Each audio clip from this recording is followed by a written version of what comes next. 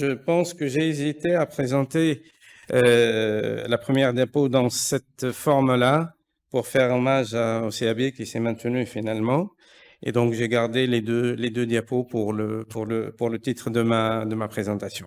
Alors, pour parler du cancer de l'endomètre et le traitement adjuvant, Mouna nous a mis tout à l'heure dans le contexte d'une pathologie très hétérogène, avec une classification pronostic classique, une nouvelle qui arrive et qui va augmenter la complexité, et puis aussi une hétérogénéité des malades. C'est des malades qui sont âgés, comorbidités, qui posent des problèmes, qui fait que les stratégies, il n'y en a pas une stratégie, mais il y en a plusieurs, et ça ne va pas s'arrêter à évoluer. La classification et le groupe pronostic, mes deux amis donc l'ont déjà présenté, donc je ne vais pas revenir. La nouvelle classification avec les groupes à risque intermédiaire haut et haut risque en 2016, et puis les nouvelles recommandations. Finalement, avec cette recommandation forte d'utiliser les facteurs pronostiques nouveaux et la classification moléculaire avec son impact pronostique qu'a très bien expliqué Dr. Ayeti. Finalement, les indications thérapeutiques actuelles, en l'absence de données complètes sur la classification moléculaire, on va essayer d'être pratique. Au jour d'aujourd'hui, en 2021, en Tunisie, qu'est-ce qu'on fait pour les différents groupes à risque? Commençons par le bas risque, et là, la définition est claire. C'est un risque faible d'atteinte ganglionnaire. La survie est excellente, peu de rechutes leucorégionales. Chose intéressante, avant les emboles lymphatiques étaient considérés comme étant un facteur de mauvais pronostic. La nouvelle classification, en affinant, s'il s'agit bien d'emboles localisés, un seul foyer d'embole, ce n'est pas aussi grave que ça. Et il peut rester dans le groupe à risque faible et donc permettre une désescalade thérapeutique. Ce qui fait que pour cette question-là du groupe à faible risque, la question, est-ce qu'il faut s'arrêter à la chirurgie ou il faut faire de la curithérapie derrière? Il y a eu des études, notamment celle-là, sur 645 patientes. Elle a donc randomisé entre chirurgie seule et chirurgie suivie de curithérapie. Il y avait une petite amélioration sûrement de taux de contrôle local vaginal et d'éviter les récidives vaginales. Mais sans impact sur la survie globale. Mais ça s'est fait au prix d'une toxicité due à cette curithérapie vaginale, notamment sur la dyspareunie et les synéchies vaginales, qui fait que finalement, c'est un groupe dans lequel, quand on a tous les éléments de certitude, donc une chirurgie adéquate, une certitude sur l'anatomie, sur le compte-rendu anatomopathologique. Et là, je rejoins ce qu'a dit Mouna. La pièce maîtresse dans le cancer de l'endomètre, en plus bien entendu du chirurgien et du radiologue, c'est l'anatomopathologiste. Si on a une bonne anatomopathologie sur laquelle on peut baser notre attitude thérapeutique, il faudra discuter pour donc se contenter d'une chirurgie quand il s'agit d'une forme à bas risque. Il a donc chirurgie seule et puis surveillance. D'ailleurs, les choses n'ont pas évolué autrement entre les recommandations des sociétés savantes entre 2016 et même après l'implication des groupes de la classification moléculaire en 2021. À un stade à bas risque, c'est une chirurgie seule et une surveillance. La question devient un peu plus compliquée pour le risque intermédiaire qui a été donc scindé en risque intermédiaire classique et risque intermédiaire haut. Et j'ai l'impression que les diapos sont, au moins sur mon écran, sont un petit peu coupés, sur l'écran aussi, sur l'autre écran. Donc il y a le risque intermédiaire et le risque intermédiaire haut. Pour ces patientes-là dans les situations de risque intermédiaire, la question, est-ce qu'il faut faire une radiothérapie externe en post-opératoire? Il y a eu au moins 3 études randomisées, mais qui sont anciennes maintenant, qui datent dans les années 2000 et 2007. Donc, les patients ont été traités dans les années 90 et début des années 2000. Et notamment le Portec 1, le groupe américain GOG et l'essai Aztec des Anglais. Ils ont comparé chirurgie versus chirurgie plus radiothérapie pour des risques intermédiaires. On voit qu'après un suivi de plus de 5 ans, finalement, cette radiothérapie post-opératoire, certes, elle augmente le contrôle leucorégional, mais elle n'a pas d'impact sur la survie globale. Et donc, le fait de faire une radiothérapie post-opératoire n'améliore pas la survie globale de ces patientes. Elle s'est faite au prix d'une toxicité, notamment une toxicité tardive, malgré que 4% uniquement de toxicité grade 3 ou 4, mais quand même c'est une toxicité pour des malades qui peuvent ne pas avoir un impact sur la survie globale en leur ajoutant de la radiothérapie.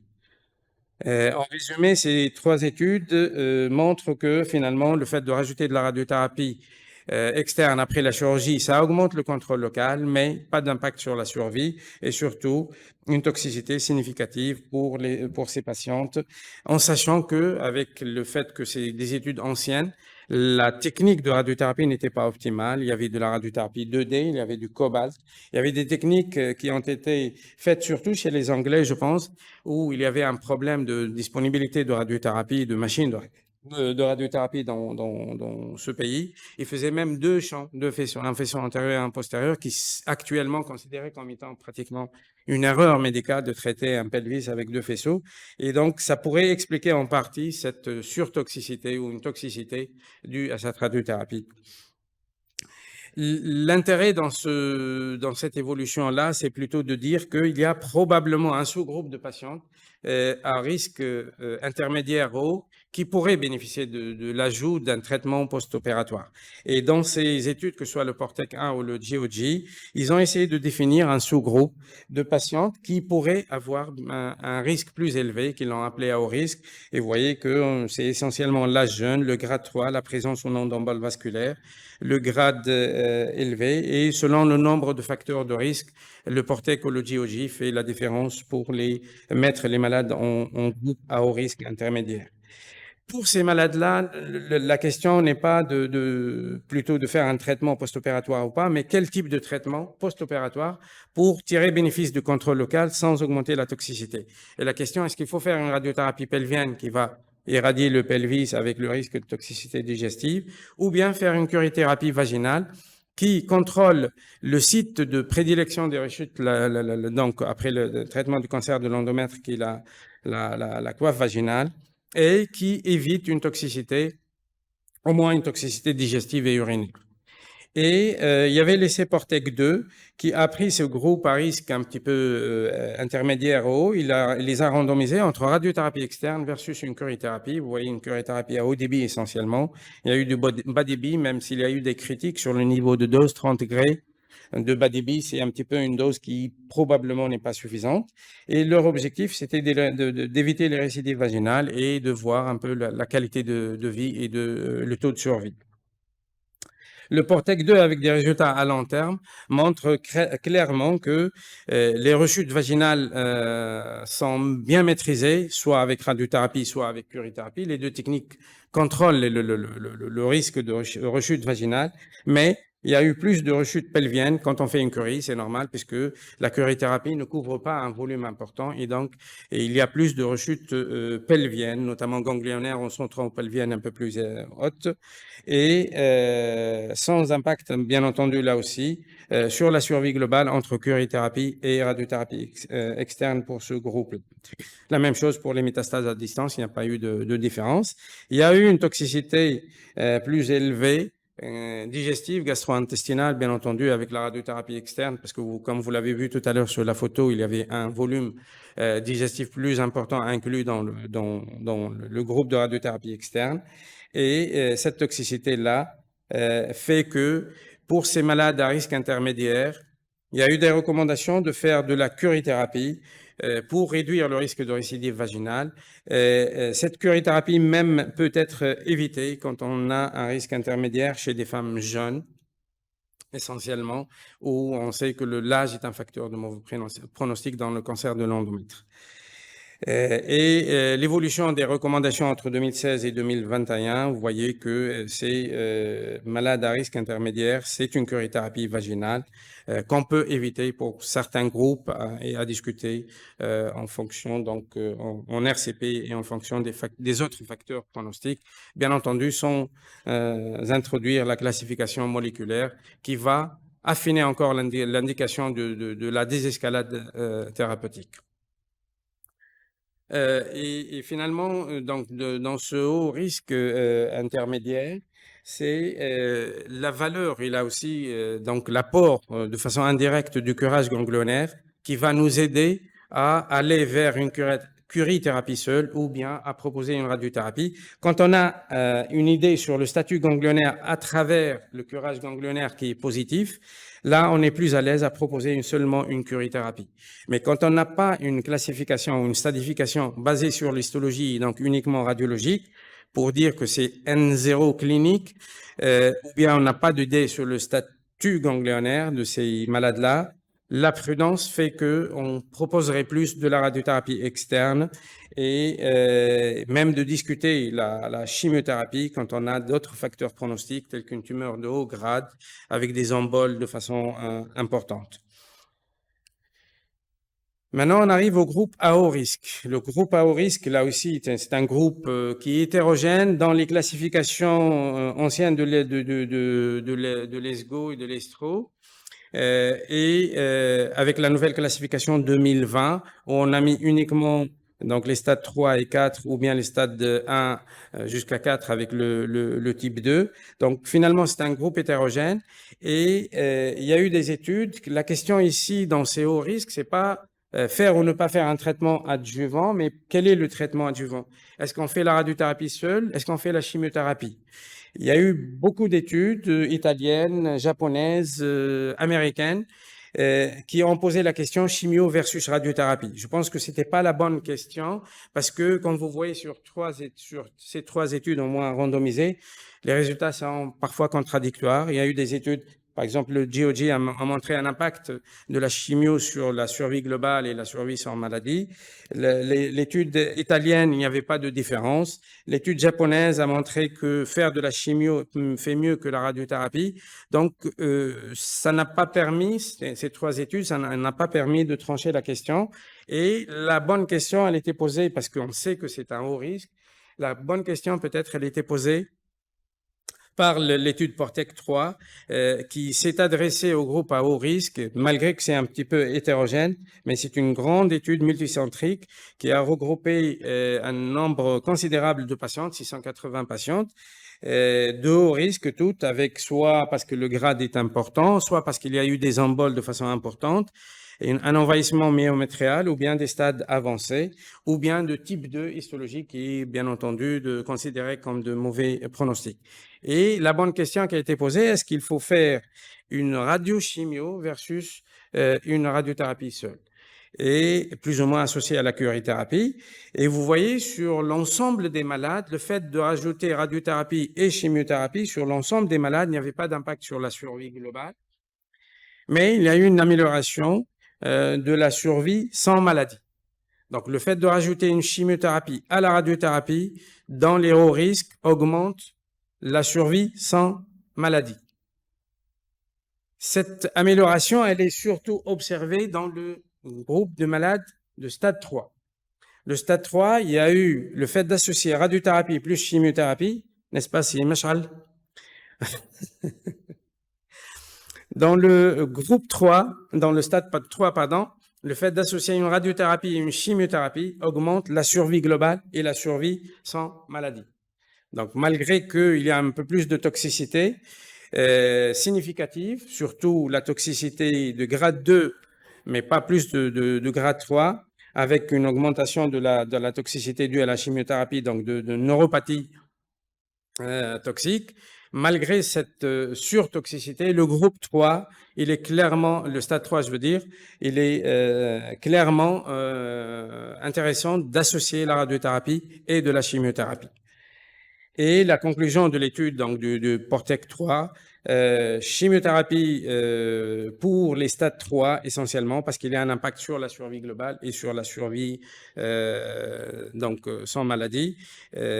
Ça, c'est la conclusion forte de l'étude par rapport aux autres stades inclus dans le PORTEC 3 où il n'y avait pas un impact de la chimio, où on peut continuer à les traiter par radiothérapie externe sans chimiothérapie. Il y a eu, pour essayer de pallier à cette surtoxicité avec cette irradiation étendue, mais avec un souci de contrôler la coiffe vaginale, il y avait une étude intéressante, le GOG 249, qui a essayé de tirer bénéfice de la radiothérapie dans sa forme localisée, qui est la curithérapie, et de tirer bénéfice de la chimiothérapie pour la maladie générale. Donc, ils ont essayé de faire une étude radiothérapie pelvienne versus une curithérapie vaginale et une chimiothérapie, en espérant qu'on va jouer sur le systémique avec la chimiothérapie, sur le local pelvien, au moins vaginal, avec la curithérapie, par rapport à une radiothérapie externe. Ils ont inclus des stades 1 avec des risques intermédiaires hauts, les stades 2 avec le type 2. Randomisé, donc, comme je l'ai dit, entre radiothérapie externe et curie et plus chimiothérapie. Les résultats, c'était un petit peu décevant, on va dire, puisque il n'y a pas eu de différence ou il n'y avait pas d'apport de cette chimiothérapie et curithérapie par rapport à la radiothérapie externe. Par contre, il y a eu plus de récidives centropelviennes, leucorégionales, dans le groupe qui a eu de la chimiothérapie et de la curithérapie. Donc, on voit que pour ces malades-là, la radiothérapie, c'est celle qui va protéger contre les récidives para-aortiques et pelviennes. La chimio et la curie n'ont pas suffi pour éviter ce risque de récidive pelvienne et para-aortique. Et donc, les conclusions de cette étude, c'est que le fait de faire une chimiothérapie et une curithérapie n'a pas montré de supériorité par rapport à la radiothérapie qui va protéger contre les récidives centropelviennes et ganglionnaires para-aortiques et pelviennes. Donc, la radiothérapie reste un traitement très important dans les groupes à haut risque. La même chose, donc, les nouvelles recommandations de 2020, le haut risque, c'est une radiothérapie externe associée à une chimiothérapie, surtout pour le stade 3, et puis les autres cas doivent être discutés au cas par cas. Bien entendu, l'apport de la classification moléculaire va encore affiner cette stratégie d'escalade ou de désescalade. En conclusion, et avant donc l'arrivée de la plateforme donc, utilisée à l'Institut, et l'adoption de la classification moléculaire pour mieux affiner les résultats. Il y a l'essai justement dont a parlé Mounen, donc le PORTEC 4A dans son bras, qui a, disons, utilisé la classification moléculaire pour adapter le traitement. On attendra les résultats sûrement. Et en attendant, pour un petit peu fixer les idées pour nos amis donc, gynécologues, j'ai fait ce tableau-là récapitulatif en tenant compte un petit peu de la littérature et de la pratique en 2021. Le groupe à faible risque actuellement, c'est une surveillance après une chirurgie et un anapathe qui est fiable. C'est très important. Le métier des anapathes, je le répète, est un métier très, très difficile. Et eux, ils se concertent, ils passent dans les staffs leurs pièces et tout ça, c'est très important. Je pense que ça ne fait que améliorer leur score et puis affiner nos indications. Donc, un risque faible, c'est une chirurgie et puis surveillance. Pour le risque intermédiaire, une curithérapie adjuvante, elle peut être éviter cette curithérapie dans un groupe de malades jeunes qui n'ont pas particulièrement de mauvais pronostics. Et pour le risque haut intermédiaire, quand on a un statut ganglionnaire histologique, on peut se permettre, négatif bien entendu, on peut se permettre de réaliser seulement une curithérapie, mais la radiothérapie externe, quand il s'agit d'associations avec des emboles, avec un stade 2 ou un grade 3 ou des emboles qui sont très importants, on peut discuter la radiothérapie et même la chimiothérapie, je l'ai mis un petit peu en pointillé.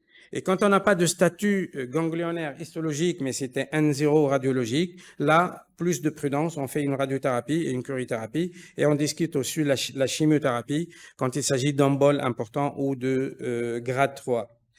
Et puis le haut risque, la classification actuelle donc de haut risque, les choses sont claires. Il faudra essayer d'être le plus agressif parce que c'est des malades qui évoluent mal si on ne les traite pas. Donc avec une radiothérapie et une chimiothérapie et une curithérapie. Voilà, j'espère que ce tableau récapitule un petit peu et fixe les idées. Je vous remercie. Je remercie la salle pour avoir patienté jusqu'à une heure tardive.